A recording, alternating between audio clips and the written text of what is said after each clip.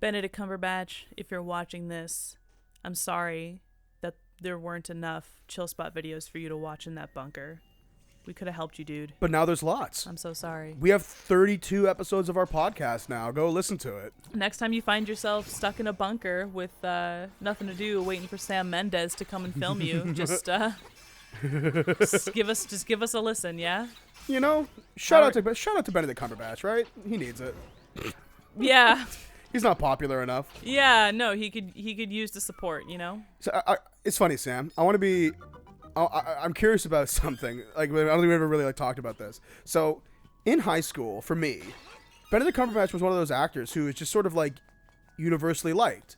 He's a good actor. Like, everyone likes Benedict Cumberbatch. He's in pretty good movies, and he's a good actor. Mm-hmm. And then I met you and your friends, who, I remember when obviously you guys have explained it to me, but I want you to explain it to everybody else. You have to understand, I brought up Benedict Cumberbatch when we were hanging out one day, before we even started dating.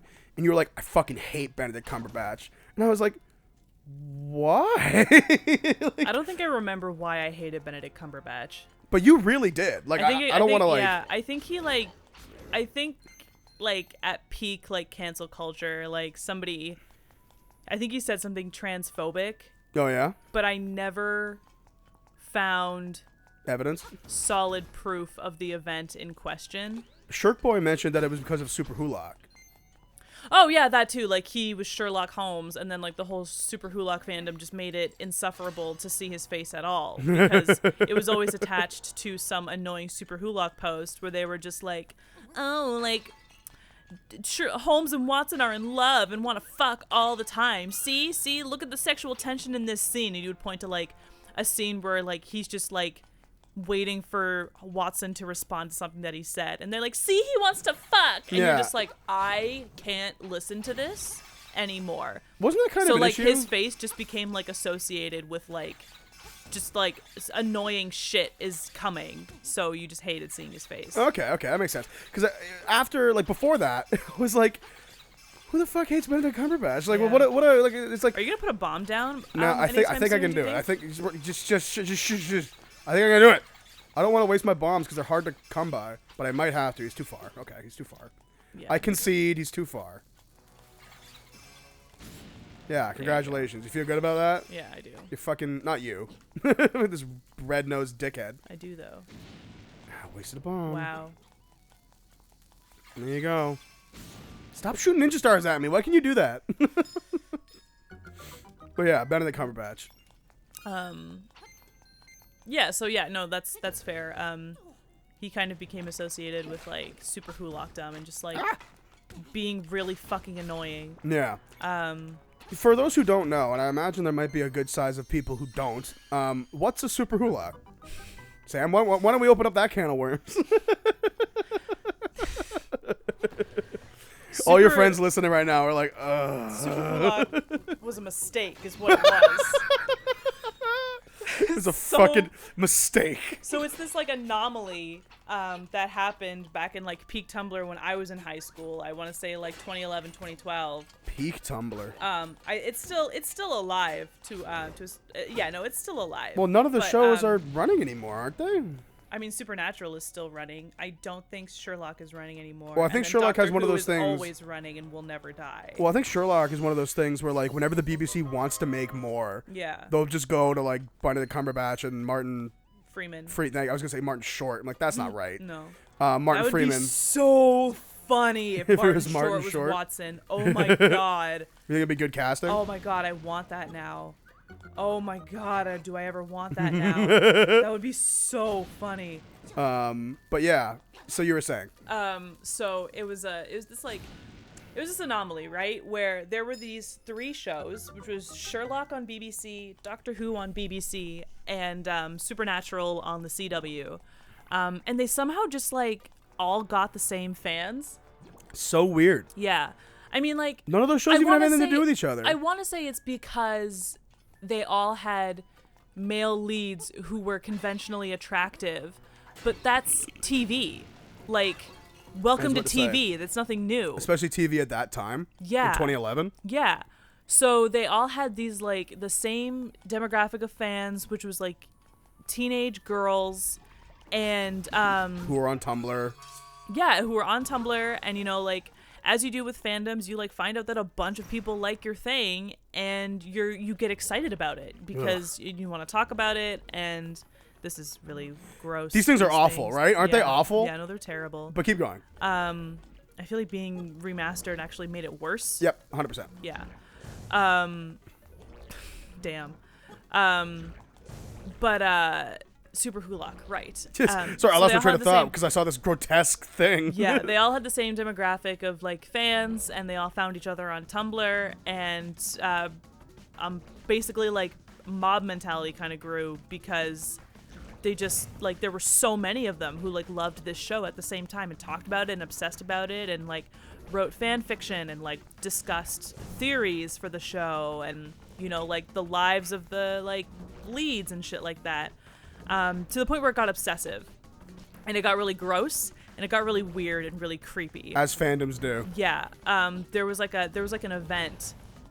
So in Supernatural, there's this character. I think it's supposed to literally be the devil, like he's like Lucifer, but his name is like Louis. or was it Moriarty on? No, it wasn't Moriarty on Sherlock. It was he's playing like the devil on Supernatural. Moriarty is like and Sherlock's the actor's like arch nemesis, right? Yeah, but okay. The actor who played like the devil on Supernatural, his name was Misha Collins. He was known for being very sweet to fans, like always answering Twitter messages and like being very nice. Like someone posted like DMs that they wrote to him because they were like feeling suicidal and because they didn't have any friends, and he was like, I'll be your friend. Call that a double-edged sword. Please don't kill yourself. We need you here. And everyone was like, wow, he's like, he really, really cares. He really, really cares. So people like loved Misha Collins. I'm getting vibes. I'm getting creepy. So they decided. Oh no. The SuperWHOLock fandom on Tumblr decided one day that they were gonna have something called the Misha Apocalypse, where they would change all of their avatars to a picture of Misha Collins and then only post about Misha Collins all day for a full 24 hours. Wow. Seriously, shit started at like 11:59 on one day and did not stop until 12:01 the next day. Like it was ridiculous. Excessive? Yeah, and the fact that they actually did it, like there are lots of like people say like, oh, like the entire internet should do this. People don't actually do it. No. How do you get a crowd that big to do one action? It's impossible. But they actually did it. We're like, wow, Those you fuckers actually did posted it. Misha Collins for a full day. They and actually like, fucking did it. he found out about it and was like, this is really weird. I don't like this. And they were like, ha ha ha. He thinks it's so silly. Ha ha ha. Post more Misha Collins. Post more. And they got like obsessed with him. No, he probably felt really uncomfortable. Yeah. And to be honest, like, you could kind of tell that like all of the actors were uncomfortable with this like SuperWHOLock fandom because they were writing like didn't they start to like, correct me if I'm wrong, but didn't they start to do shit like they would write their real spouses out of fan fiction or something? Yeah, and then place themselves in it. So for everyone at home to be perfectly clear, they weren't writing fan fiction about the characters. Yeah. They were writing fan fiction about the actors. About Benedict Cumberbatch, about Martin Freeman, about Misha Collins, about whatever, who plays Sam and Dean on fucking Jared Padalecki and the other dude. Wow. From Supernatural. I'd never heard that name before. Yeah, and it just got That's weird. It crossed a line. We talked about fan fiction last week on the podcast. That's a line. That's a line that's been crossed. It crossed a line. You don't write about real people, like that crosses a line. Especially if you're like, like I don't like their spouse, so I'm just gonna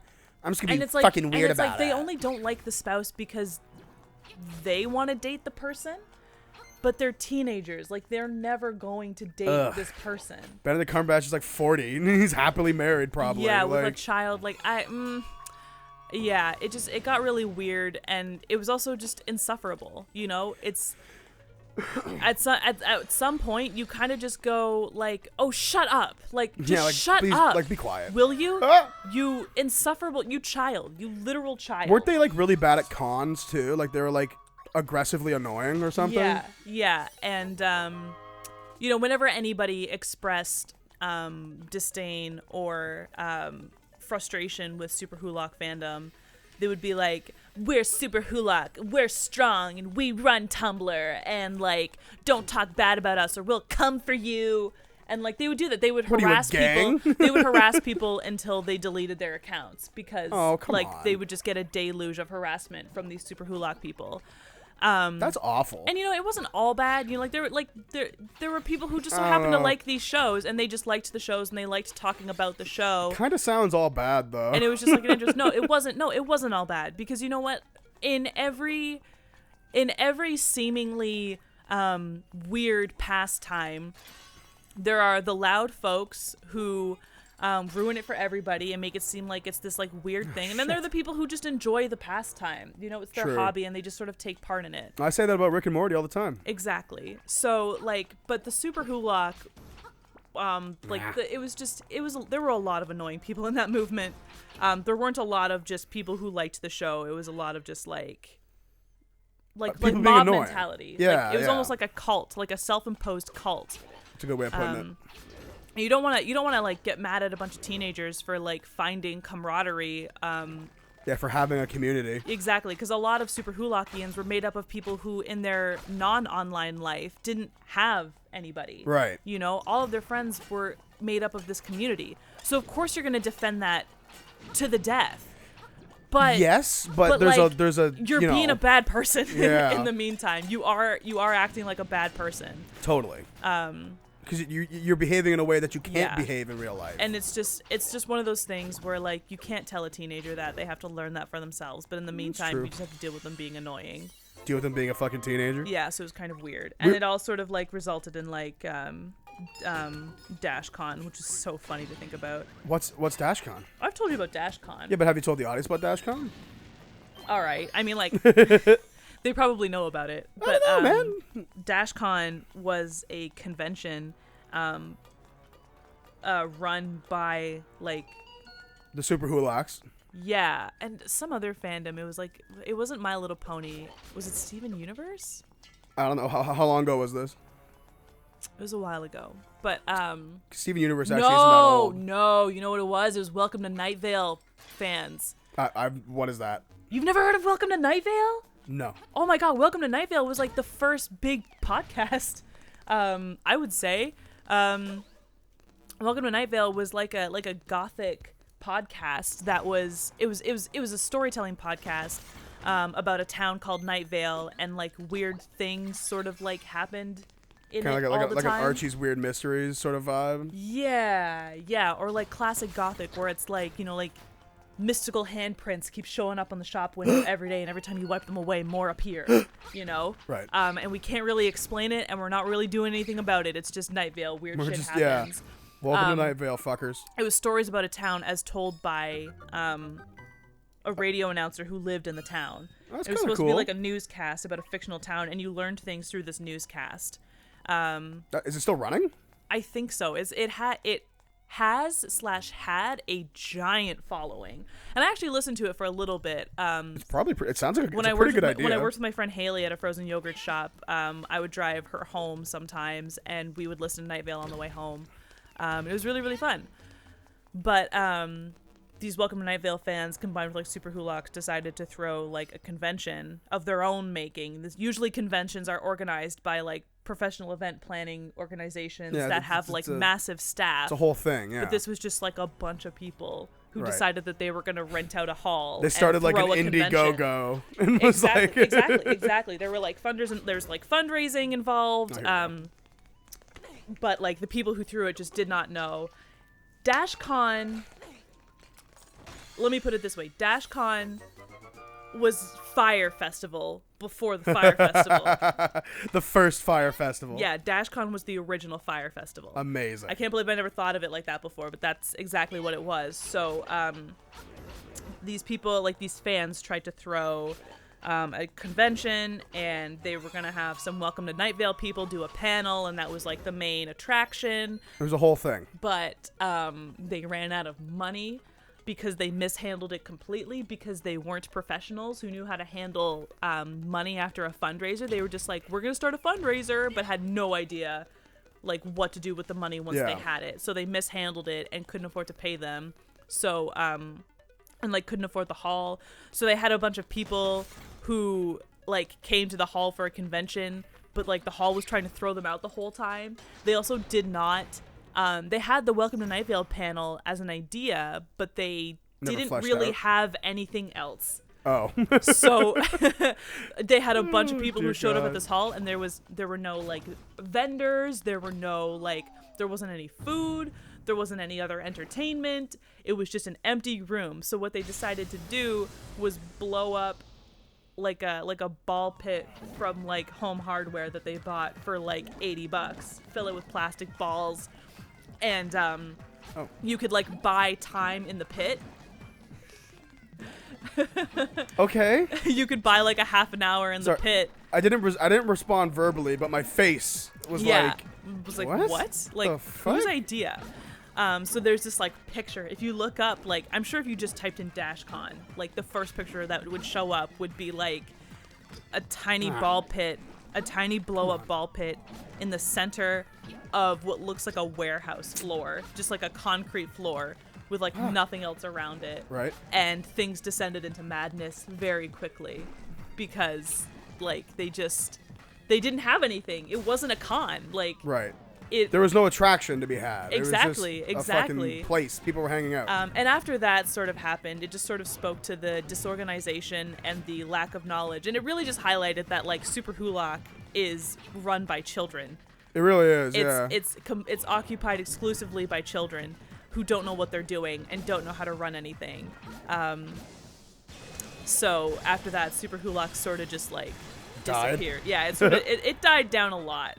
I've since like returned to Tumblr. I wasn't on it for a really long time because I thought it was sort of childish. It was bad for your mental health. No, it wasn't. It truly wasn't. I just sort of lost interest in it, but I've regained interest in it because there's less bullshit, like there is on Facebook and Twitter and Instagram. Oh, so much bullshit on those places, man. Yeah. But since returning to Tumblr, like I see SuperWHOLock usernames, you know, like I see like SuperWHOLock blogs. It's still a thing, but they're just not annoying anymore. What was the name? There was so you might not, I don't know, because I certainly don't. Actually. But there was like this thing that so in Gonzaga, the high school that I went to, there was a couple of Doctor Who fans who kept like writing stuff on places. Yeah. It was like the name of a guy or whatever.